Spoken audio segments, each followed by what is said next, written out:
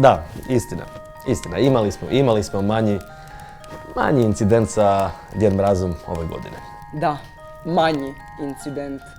To sam i rekao, manji incident. Manji incident je bio kad si prošle godine odveo Djeda Mraza u striptiz klub. To je bio manji incident, ovo nije manji incident. On je tim curama nosio poklone. Ja sam mu samo pokazao put. Kako to mislite nema poklona za nas? Zato jer niste zaslužili. Zašto? Zato jer ste grozna obitelj. Uopće niste povezani. Svi mislite samo na sebe. Nek svako priča za sebe. Ali ja sam povezan sa ovom obitelji. A je li?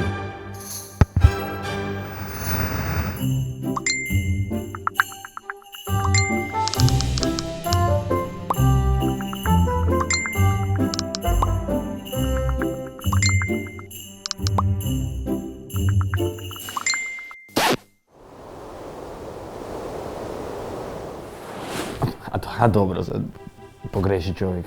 Ali ja ništa nisam napravio. I nisi.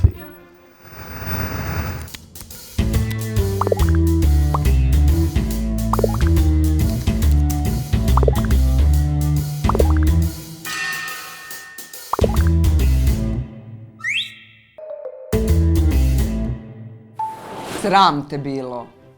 Sad sam ja na redu. Da vidimo, što imate za mene, ajde. Taj video, nažalost, ne smijem pokazati zbog dobnih restrikcija. Koji video? Što to znači da ću samo ja doći poklone?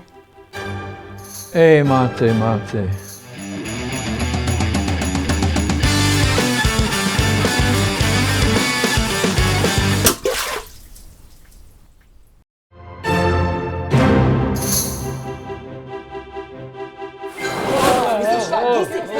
Dobro, dijete je pametno. Zapravo, Djed Mraz je jednim dijelom bio u pravu. Mi možda i nismo povezani na tradicionalan način, ali kad je u pitanju obitelji i pokloni, mi se uvijek povežemo u neku chat grupu i odmah pronađemo rješenje za svaki problem. Tako da, Djed Mraz je to vidio, i moglo bi se reći da se i on na neki način povezao s nama.